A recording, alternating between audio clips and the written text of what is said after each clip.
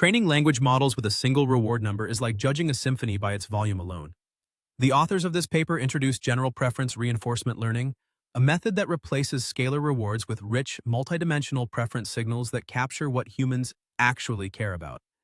Traditional reinforcement learning optimizes a single number, which models quickly learn to exploit rather than genuinely improve. This reward hacking inflates proxy metrics without delivering real quality, a problem that plagues current alignment methods. GPRL solves this by embedding responses into a space with k-independent dimensions, each capturing a distinct aspect of quality, like helpfulness or coherence. The general preference model normalizes advantages across these dimensions separately, preventing any single axis from dominating and ensuring the policy learns balanced improvements.